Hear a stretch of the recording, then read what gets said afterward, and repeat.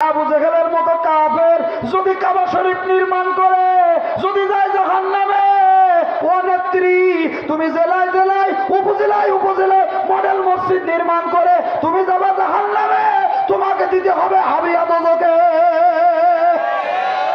কারণ তুমি আলেমের গলায় ফাঁসি দিয়েছো, কারণ তুমি নিরপরাধ মানুষের নামে মামলা দিয়েছো, কারণ ওই মসজিদে যারা ইমামতি করবে তাদের নামে মিথ্যা মামলা দিয়ে রাতের পর রাত রিমান্ডে নিয়ে ফাঁসির কাজটা ঝুলিয়েছো। আজকে তুমি যদি মডেল মসজিদ বানিয়ে যদি যাও জান্নাতে, তাহলে আবু জাহেলকে দিতে হবে জান্নাতুল ফেরদাউসে। আল্লামা সাইদির মতো আলেমকে তুমি ফাঁসির কাস্টে ঝোলানোর জন্য 13 বছর বন্দি রেখেছো, কিন্তু তুমি পারো নাই। আর এই দালাল হুজুর ওই জায়গায় বললো আপনি তো হলেন জান্নাতি মহিলা, বলেনি বলো? তাহলে আল্লাহ নবী সেটি বড় হুজুর না নাকি?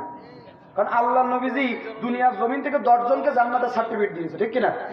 আল্লাহ নবী 10 জনকে দুনিয়ার জমিন থেকে জান্নাতের সার্টিফিকেট দিয়েছেন, আর এই হুজুর বলতে মাননীয় নেত্রী আপনি হলেন জান্নাতি মহিলা। তাহলে আল্লাহ নবী বড় হুজুর না বললো কি? ঠিক কিনা? ঠিক কিনা? সে দালাল কনে গেল? এখন বলেই যাও কেন? সব মেনে নিলাম। 350 জন সংসদ সদস্য পালাই গেছে, ও মেনে নিয়েছে। কারণ ওরা জনগণের গম চুরি করেছে, চাল চুরি করেছে, আপনার তিরানের টিন চুরি করেছে, এরপরে ইউনিয়ন পরিষদের গম চাউল তেল যা ছিল সব চুরি করে তাই নাই পালাইছে, তাই নাই পালাইছে, মেনে নিলাম। আল্লাহ যেদিন শুনলাম যে জাতীয় মসজিদের ইমাম পালাইছে আমি অবাক হয়ে গেছি। এই কথা বলার না কেন? এরা চুরি করেছে তাই নাই পালাইছে, মেনে নিলাম। তুই জাতীয় মসজিদের হুজুর তুই পালালি কেন? তার মানে বোঝা গেল এরা ইউনিয়ন পরিষদের চৌকিদার থেকে শুরু করে আর জাতীয় মসজিদের বাইতুল মুকাররমের ইমাম পর্যন্ত সবকটা চোরের জাত, ঠিক কিনা? ঠিক কিনা? আজকের এই চোরের জাতেরা দীর্ঘ 16 বছর 7 মাস বাংলার জমিনে এরা বাংলার মুসলমানদেরকে নির্যাতন করে অত্যাচার করে এই দেশের জনগণের মাথার ঘাম পায়ে ফেলানোর টাকাগুলো কানাডায় পাচার করে বেগমপুরা তৈরি করে এক ধর্মের 36,000 কোটি টাকা পাচার করে এরা জাতির সামনে দেশপ্রেম দেখিয়েছে। আসলে একটা দেশপ্রেমিক না, এরা দেশপ্রেমিক নামে ভণ্ড, অন্য ভণ্ড। এই সমস্ত ভণ্ডদের বাংলার জমিনে আর 1 ইঞ্চি জায়গা ছাড় দেওয়া হবে না, হবে না, হবে না, ঠিক কিনা?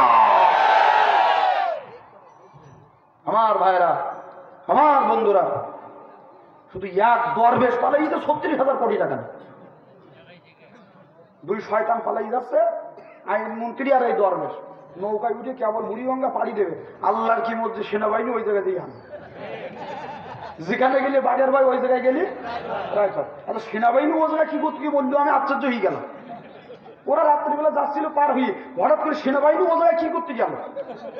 তার মানে আল্লাহ বলছেন তোরা যেই জুলুম যেই অত্যাচার করেছিস আমি আল্লাহ তোদের পালানোর কোনো সুযোগ দেব? আরো জোরে বলেন, দেব? দেব না।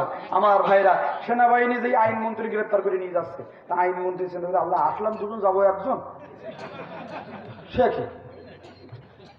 বিপদের সময় চাচা আপন প্রাণ বাঁচা।